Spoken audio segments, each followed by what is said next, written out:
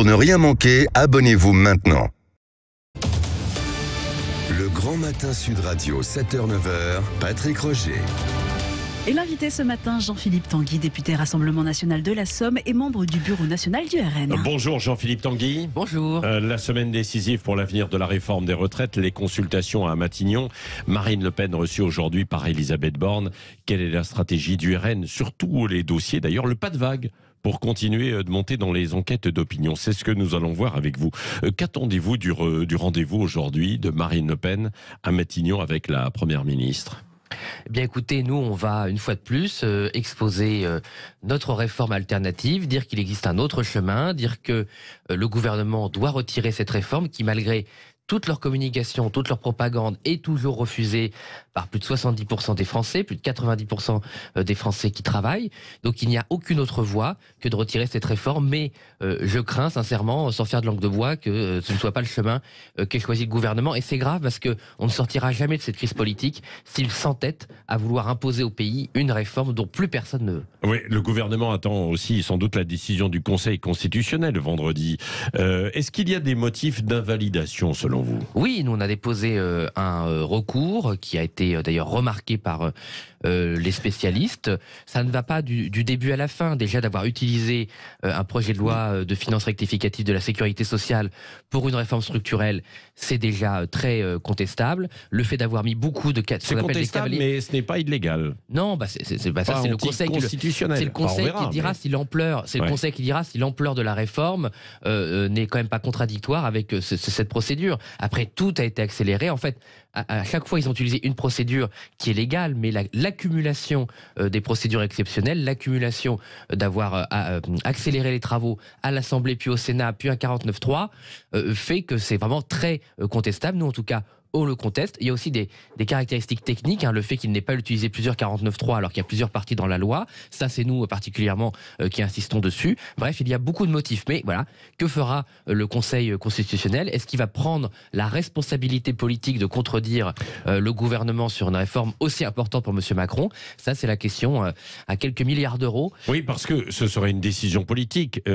Si vous dites que finalement, d'un point de vue légal et constitutionnel, ça peut passer, quoi. Donc, retoquer, ce serait une décision politique de la part du Conseil constitutionnel. On pense que la loi a été respectée à la lettre, dans les formes, mais on ne pense pas que l'esprit a été respecté. Donc pour nous, ce n'est pas constitutionnel. La Constitution, il y a la lettre, il y a l'esprit. C'est la base de l'état de droit français et de la démocratie et de la République. Après, c'est une décision qui a des enjeux politiques, évidemment. Oui, mais la décision du Conseil, elle sera constitutionnelle. En tout cas, c'est ce qu'elle prétendra être. Et alors, il y a aussi la question du référendum qui doit être validé.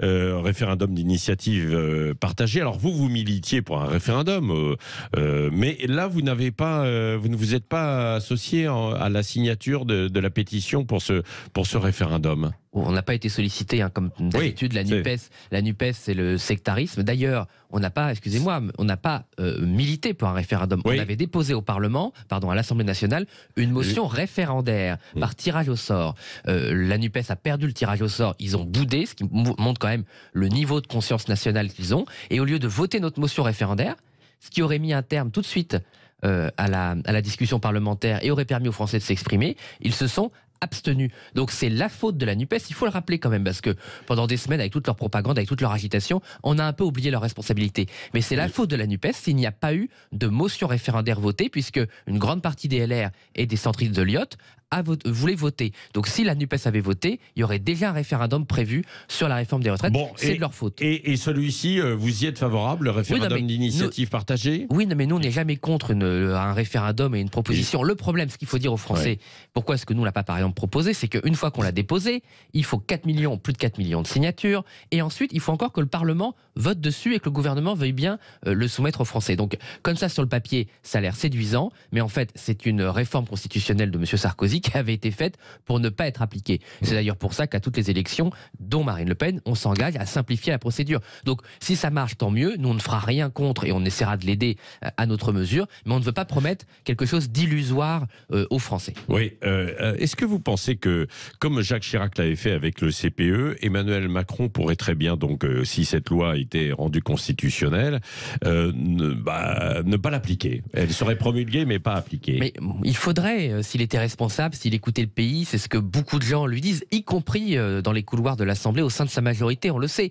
Donc, qu'est-ce qu'il fera? Malheureusement, je pense que contrairement à M. Chirac, M. Macron est complètement coupé de la réalité de la France, enfin des réalités de la France. Oui, mais alors comme il a une vision européenne et que chez nos voisins européens, on travaille plus longtemps qu'en France, globalement, il veut peut-être faire adopter la même chose en France, quoi. Vous parlez d'or, moi, depuis le début, nous, on pense, depuis le début, on pense que cette réforme, d'ailleurs, c'est ce qui était marqué dans le projet de loi de finances cet été, c'est qu'ils veulent en fait faire cette loi pour envoyer un signal à Bruxelles pour les marchés financiers, c'est tout, parce que sinon cette loi n'a pas beaucoup de sens, puisqu'elle est en contradiction avec ce que M. Macron avait dit lui-même sur le fait que ça servait à rien de faire travailler les gens jusqu'à 65 ans, puisque le chômage des seniors était élevé, que les conditions de travail de millions de compatriotes sont très dures, et que quand on s'abîme au travail, après, c'est les comptes sociaux, malheureusement, qui doivent aider avec l'invalidité, le handicap ou les maladies. Jean-Philippe Tanguy, est-ce que Marine Le Pen va évoquer également, lors de son rendez-vous avec Elisabeth Borne, les questions de maintien de l'ordre? Écoutez, sans doute. Après ce qui s'est passé sans doute, parce que ces dernières semaines. Oui, il y a Vous soutenez Gérald Darmanin? Non, on ne soutient pas Gérald Darmanin, parce que c'est de sa faute s'il y a des désordres. Donc, oui. Si on prend Sainte-Soline, je vais vous expliquer. Ouais. Alors, si on prend Sainte-Soline, vous avez des centaines de personnes dangereuses qui ont pu se rassembler alors qu'elles sont venues en plein champ, donc en voiture, avec des armes par destination. Donc il était possible à M. Darmanin, s'il l'avait voulu, mais je ne pense pas qu'il le voulait, d'intercepter toutes ces personnes dangereuses que par ailleurs les services de sécurité connaissent, parce que la plupart sont des habitués du genre, de les intercepter avant qu'ils viennent commettre leurs méfaits, parce que dans leur coffre, il y avait des armes par destination, il y avait des mortiers, des boules de pétanque, des clous emplâtrés, il y avait beaucoup d'armes. Donc s'il avait voulu éviter ce rassemblement violent, à pas les pacifistes, eh bien il aurait pu le faire. Il ne l'a pas fait. Voilà. De la même manière, les manifestations se sont très bien passées pendant des semaines, et depuis qu'il y a le 49.3, comme par hasard, les Black Blocs et compagnie peuvent continuer à sévir, alors que là, une fois de plus, sur ce sujet-là, on a vérifié avec tous les syndicats policiers, il est tout à fait possible de les identifier et de les limiter en début de manifestation. Donc malheureusement, de toute façon, on le sait. Donc vous dites qu'il y a une connivence, quoi. Oh, il n'y a pas une connivence. Il n'y a pas une connivence, parce qu'il faudrait qu'il soit organisé. Mais ce qui n'est pas le cas, là, ce serait aller beaucoup trop loin. Il y aurait un côté masochiste de la part de Gérald Darmanin. Non, parce que M. Darmanin, ça lui permet d'apparaître, de faire les gros bras. Ça revient comme un boomerang pour lui. Oui, ça, je suis d'accord avec vous. Je pense que c'est une très mauvaise stratégie. Mais enfin, vous savez, la Macronie, en termes de mauvaise stratégie, de communication foireuse et de mensonges d'État, ils en connaissent un rayon. Je vous rappelle que M. Darmanin, parce que tout passe très vite, c'est vrai que ça fait un an, a quand même menti à tous les Français et aux institutions sur les événements du Stade de France, en expliquant que c'était les hooligans anglais alors que c'était la racaille. Oui, Jean-Philippe Tanguy, un dernier mot sur la rencontre, là, le rendez-vous qui est prévu entre Marine Le Pen et Elisabeth Borne. Pourquoi ce n'est pas Jordan Bardella qui accompagne Marine Le Pen? Elle sera accompagnée par Renaud Labaille, qui est secrétaire général du parti. C'est Marine Le Pen, la chef de notre groupe parlementaire. C'est elle qui décide des votes à l'Assemblée. Or, l'origine alors je ne sais pas si c'est vrai, mais l'origine de la motivation, de la rencontre, c'est d'élargir la majorité, ou c'est de voir comment on peut avancer au Parlement. Donc, c'est plus logique que ce soit Marine Le Pen. Oui, Marine Le Pen, mais pas avec Jordan Bardella.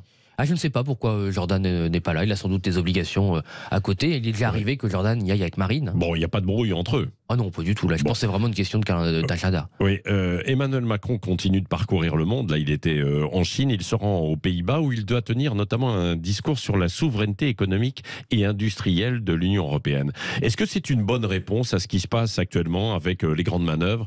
D'un côté, évidemment, les États-Unis, de l'autre, la Chine, et puis bien sûr aussi le bloc et la Russie. Mais bon, moi, écoutez, je ne vais pas faire de procès d'intention. Je ne suis pas dans la politique du pire. Si M. Macron annonce des bonnes décisions au niveau européen sur les filières industrielles, tant mieux, mais permettez-moi d'être très critique, parce que c'est pas la première fois qu'il annonce la souveraineté européenne, bon, ce qui n'a pas beaucoup de sens, pour pas dire pas de sens du tout, et qu'il ne se passe rien. Voilà. La réalité, c'est que les traités européens tels qu'ils existent aujourd'hui, l'idéologie européenne reste une faiblesse pour nos pays. C'est toujours une zone économique ouverte aux 4 vents de la mondialisation. C'est une commission qui ne fait pas de différence entre les entreprises nationales des pays européens et les entreprises étrangères. Donc, dès qu'on fait un plan européen, on continue à subventionner l'industrie américaine ou chinoise. Donc, tant qu'on ne saura pas faire en Europe et en particulier en France du nationalisme économique, du patriotisme économique, une coopération entre États. Sur le fond, vous êtes quand même assez d'accord sur une souveraineté européenne. Nous, on a toujours dit, non, c'est pas une souveraineté européenne. La souveraineté, elle est d'essence nationale, mais de bâtir ensemble des coopérations qui permettent à nos États européens d'être souverains, d'être indépendants, on a toujours été pour. Nous, le sens de ce qu'on voit dans l'Europe, le sens de l'Europe, selon Marine Le Pen, d'une manière générale chez les souverainistes, c'est de faire ensemble ce qu'on ne peut pas faire tout seul. Donc c'est faire l'espace, c'est faire l'énergie, c'est faire tout ce qu'on pourrait faire ensemble. Mais aujourd'hui, c'est pas ça. C'est qu'on est plus faible ensemble. Je vous rappelle que l'ancien patron d'Airbus avait dit qu'avec les règles européennes actuelles, on ne pourrait pas faire Airbus ou Arianespace aujourd'hui. D'ailleurs, il suffit de voir ce qui se passe avec Arianespace depuis quelques années, alors que c'était un succès de coopération européenne. On avait pris beaucoup d'avance. Maintenant, on galère, on rame, on est derrière les États-Unis, on est derrière même maintenant ce que peuvent faire les pays asiatiques sur le spatial. Donc on voit bien que ces règles absurdes européennes qui interdisent la stratégie industrielle, qui interdisent de se concentrer, qui interdisent un certain nombre d'aides. Ça n'interdit pas tout, mais bon. Si, ça interdit beaucoup de choses, parce qu'on dit beaucoup de choses dans la presse. Il y a souvent des grands plans qui sont annoncés sur telle filière, et au final, il se passe pas grand-chose. Moi, je vois dans les Hauts-de-France, avec la question des batteries, c'est très bien qu'il y ait des usines de batteries, mais aujourd'hui, il faut savoir que c'est assembler des éléments qui seront fabriqués ailleurs. Donc voilà, attention, exactement. Ouais. Donc attention entre aussi les fausses annonces et ce qui est réellement sur le terrain. D'où c'est vrai qu'on veut que les choses aillent au bout. Et pour aller au bout, il faut qu'on soit souverain de A à Z. Oui, Jean-Philippe Tanguy, vous êtes à l'Assemblée nationale, hein, évidemment, vous avez des responsabilités là-bas. Les insoumis de l'Assemblée aujourd'hui vont débattre ce matin de la réintégration dans leur rang d'Adrien Quatennens. Si vous étiez insoumis. Écoutez, l'ironie veut, quand je viens chez vous, à chaque fois on parle de M. Quatennens, donc moi je n'ai pas changé de position. Je pense que M. Quatennens, ce qu'a fait M. Quatennens est en contradiction avec les valeurs qu'il a portées, que nous portons presque tous, sur la défense évidemment des droits des femmes et de l'absence de violence conjugale, l'absence de violence familiale. Nous on pense depuis le début que M. Quatennens aurait dû démissionner et se présenter devant les électeurs, voir si les électeurs estimaient que sa démarche était sincère ou pas. Il ne l'a pas fait, donc comme il ne l'a pas fait, pour moi, il est indigne de siéger dans n'importe quel groupe. Mais là, on voit vraiment l'hypocrisie de la NUPES, parce que sincèrement, ça fait des semaines que ça dure. D'ailleurs, au sein même de la NUPES, ça fait des fractures très profondes, parce qu'ils font des leçons au monde entier. Nous, au Rassemblement national, on a eu un cas, d'ailleurs beaucoup moins grave, Monsieur Juvin, qui a été condamné pour violence conjugale. Il a été immédiatement exclu du groupe parlementaire européen et du groupe dans les Pays de Loire. Voilà. Donc nous, on est très cohérents, on a une ligne, et on fait moins la leçon, c'est vrai, on fait moins la leçon aux autres, mais on applique nos propres règles pour les Français. Est-ce que vous applaudissez Fabien Roussel, qui a été réélu triomphalement au PC? Il a été réélu comme un communiste. Mais oui, mais c'est très bien. Moi, j'ai comme pas un communiste. J'ai pas. Non, mais j'ai pas. Là, c'était une blague. Là, je plaisantais. Oui, parce que si on regarde la réélection de Marine Le Pen, c'est à peu près la même chose. Là, je plaisantais, mais Monsieur Roussel est bon comme ça, il a l'air sympathique, mais dans la réalité, malheureusement, il est très sectaire. Donc, moi, je comprends la bonne image. Il discute il refuse de discuter avec nos élus. Dans le Nord, c'est un élu très sectaire avec son opposition Rassemblement national. Donc c'est vrai qu'en public, c'est quelqu'un de très sympathique. En politique, c'est quelqu'un de très sectaire. Et je rappelle qu'il a appelé à voter. Il avait même annoncé qu'il allait voter pour M. Macron au deuxième tour, avant le résultat du premier tour. Donc c'est quand même un macroniste avec une faucille à marteau dans la main. Yaël Braun-Pivet, la présidente de l'Assemblée, s'est fendue d'un courrier aux députés pour un rappel à l'ordre. Ça vise surtout les insoumis. L'agitation n'est pas venue du camp des RN. Certains d'ailleurs de vos collègues qui se disent finalement, on en a ras-le-bol d'être bons élèves. Les députés RN sont trop sages, trop silencieux? Non, parce que moi, par exemple, votre serviteur, parfois, il n'a pas été très sage à l'Assemblée. Mais ce que je veux dire par là, c'est que on n'est pas. C'est pas un problème d'être trop sage, ce qui est frustrant. Mais bon, on n'est pas là pour ne pas être frustré. On est là pour être au service des Français. C'est le sectarisme de la majorité, c'est-à-dire même quand on dit des choses de bon sens, on nous oppose à un mur pas très intéressant. Je vais vous donner un exemple. Oui. Il y a le rapport de la Commission sur la souveraineté énergétique qui a fait grand bruit la semaine dernière. Sincèrement, c'est un chaos technique de la Macronie et des écolos pour le RN. On les a mis KO techniquement, ils reconnaissent tout ce qu'on dit depuis 10 ans. Donc s'ils l'avaient reconnu avant, on aurait avancé, on aurait protégé les Français. Donc c'est vrai que c'est très pénible ce sectarisme, mais bon, nous on tient bon, et de toute façon je pense que les Français reconnaissent que notre attitude d'opposition est la bonne. Pas forcément beaucoup à l'Assemblée nationale, on entend les insoumis. C'est surtout qu'on entend beaucoup trop la NUPES, parce que malheureusement, certains médias, et en l'occurrence pas spécialement Sud Radio, donnent beaucoup d'écho aux agitations et aux bêtises de la NUPES, en particulier des Insoumis. Si chaque fois que Mme de Rousseau, que M. Caron ou d'autres disent des énormités et que chaque énormité est couverte par la presse, évidemment, nous, on ne va pas suivre sur les énormités. Nous, on préfère dire des choses utiles. Mais vous êtes prêt à travailler avec, on travaille avec tout les le monde, députés Renaissance, quoi. Nous, on travaille avec tout le monde, donc c'est pour l'intérêt général. Ouais. On a voté, par exemple, en position socialiste pour refaire d'EDF un monopole public. D'ailleurs, c'est les socialistes qui l'avaient détruit. Donc nous, on n'est pas ni sectaire ni rancunier. On va de l'avant. Si la minorité présidentielle fait des projets qui sont intéressants pour les Français, on les vote. Quand ils ont proposé l'année dernière... Donc c'est ce que va dire Marine Le Pen. Mais à oui, mais on l'a Elisabeth Borne. toujours dit. Donc nous, vous savez, Marine Le Pen, elle a une qualité, elle fait ce qu'elle dit et dit ce qu'elle fait. À une majorité élargie. Non, mais non, pas du tout. Non, je sais pas, parce que non, mais écoute, on est les opposants frontons à Emmanuel Macron sur son idéologie, sur sa pratique du pouvoir. Les Français ont mis 2 fois Marine Le Pen contre lui. Toutes les autres forces politiques, et en particulier celle de la NUPES, sont allées au secours de M. Macron. Donc nous sommes les seuls opposants, mais on est des opposants constructifs. Pourquoi ? Parce que nous, on veut gouverner. Donc ça sert à rien de s'exciter, de s'agiter, de raconter n'importe quoi dans l'opposition. Si quand vous êtes ensuite au gouvernement, vous faites le contraire de ce que vous avez dit dans l'opposition, c'est la spécialité de la gauche. Donc nous, on essaie de dire ce qu'on fera, de faire ce qu'on dit, et je pense que c'est ce que les Français reconnaissent. Quand je vois les traits de personnalité de Marine Le Pen qui ont tous beaucoup augmenté, je pense que les Français, même si on fait moins de bruit que la NUPES, nous reconnaissent cela. Et d'ailleurs, ça ne m'étonne pas parce que les Français, ils écoutent ce que disent les hommes politiques sur le temps long. Merci Jean-Philippe Tanguy, Merci à vous. député RN de la Somme et membre du bureau national du Rassemblement national, qui était l'invité ce matin de Sud Radio. Bonne journée.